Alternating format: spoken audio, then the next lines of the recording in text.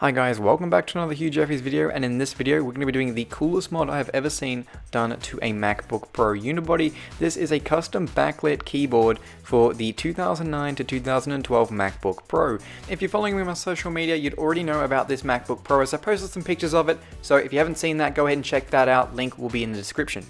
So you may remember this MacBook Pro. I picked it up about a year ago. It was actually given to me completely for free by an absolute stranger in a computer store. Now it did require a lot of work. It didn't have a hard drive, the screen hinge was loose, so I did some basic repairs to this and got it up and running, but I've now been using it for school, but there's one slight issue. The enter key doesn't work and it's been driving me nuts, so I've reprogrammed it to the slash key, but that's just not going to cut it. So I thought that I'd change out the keyboard as well as try out something I'd wanted to do for quite a while. Now I got the idea for this behind changing the color of the Apple logo. I did that on two Pre Unibody MacBooks, the old white polycarbonate ones, a 2009 and a 2008 model. I changed them to a blue colored Apple logo, and I thought, well, why don't I take a MacBook Pro with a backlit keyboard and try and do the same thing and get a different colored keyboard backlight. So while I was having to change the keyboard in this MacBook Pro, I thought I might as well give it a go. Now it also has a broken hard drive cable, so you can see me here taking out the old hard drive cable, and I'm just putting in the screws again so I don't lose them or misplace them whilst doing the repairs. Now the hard drive cable actually came broken when I got the laptop, so I actually purchased a DVD drive adapter so I could put the hard drive in there. Now I've finally got around to getting that hard drive cable, and that is going to be installed in this laptop later on. Now it has 8GB of RAM installed, and this is a Core 2 Duo MacBook Pro. I'll get into the specs a little later when we're done, but basically it is a very old MacBook and it's not that powerful. Now taking out the fan, you can see just how much dust was in here. I did this about a month ago before actually filming this video. You can see it was absolutely caked up to the brim with dust, and the laptop itself was running at around 100 degrees Celsius, which was extremely hot. And just cleaning out that fan fixed the entire overheating problem that this laptop had. Now one of the screws on the logic board was completely rounded and I wasn't able to remove it. Now luckily that was the screw that was connected to the bracket that goes across the keyboard, so I could just remove that bracket and leave it connected to the logic board, as you can see here, and the logic board was able to be removed. As you can see, it's quite dusty, so I'll have to go ahead and clean up that later for when I reinstall it. Now I can begin removing the old backlight and keyboard from the MacBook Pro. Now if you're doing this along at home, obviously if you are doing this, you have a high risk of breaking something, so obviously do this at your own risk. Now once you take the backlight off, that's where you can start working on the custom backlit keyboard. Now, as you know, I had to remove my keyboard to install the new one. Now, 6 of those screws would not come out. They were completely rounded off. They're very easy to strip, so keep that in mind if you are doing this, and it may just be easier to buy a whole new top case instead of just replacing the keyboard, but it's always worth a shot. Now, with the new keyboard in place, I can go ahead and screw it back down. Now, I reckon there's around 60 screws in here. There's a massive pile on my desk when I pulled this apart, so there is no way that keyboard will ever fall out of this computer.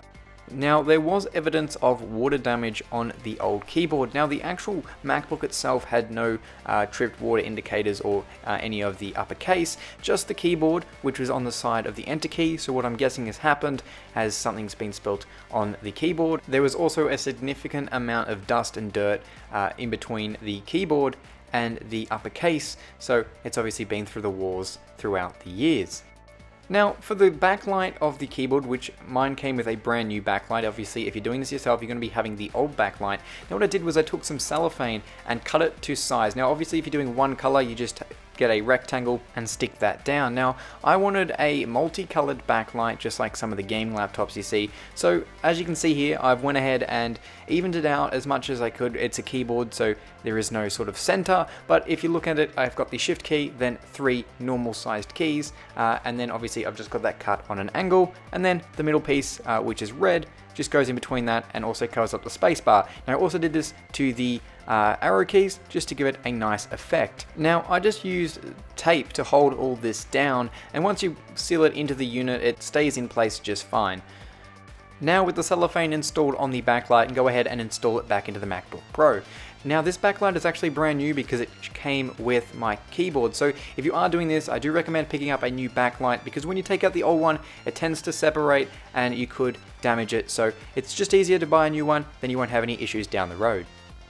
Now, this MacBook itself is in quite rough condition. It's got a completely scratched bottom because when I got it, it didn't have any rubber feet, so someone had just been sliding it around on concrete by the looks of it, and just completely scratched the bottom of it, so it needs a new bottom. It's also in need of an SSD upgrade. Hopefully, I'll be putting a 240GB SSD in there. It does have 8 gigs of RAM, which is great. It came with that when I got it.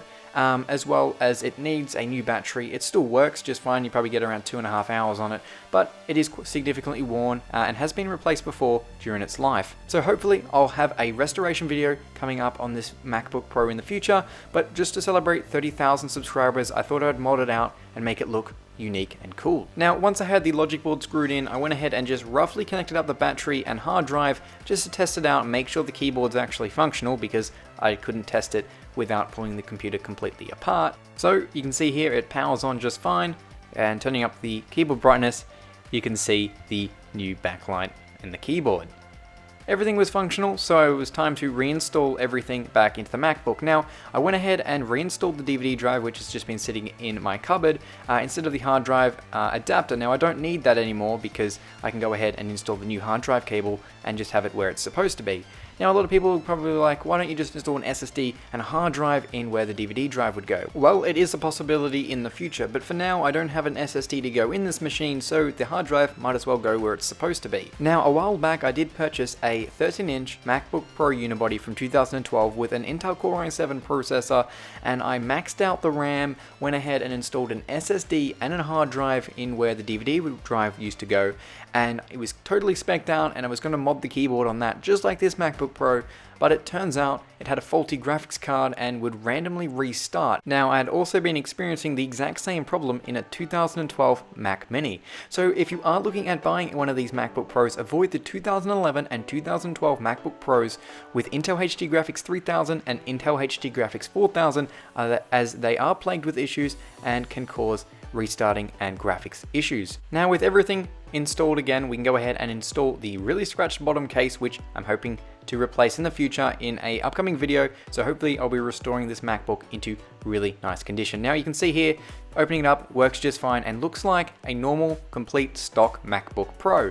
Well, that is until you turn the lights down and the backlight keyboard comes to life. And you can see that it has green, red, and blue. Now, if you are doing this yourself, I would avoid the blue color, as it does just look like white and looks quite stock. So if you are doing this, I would recommend a bright color like red or green or purple or something like that. Now, I couldn't find purple, so I had to go with blue.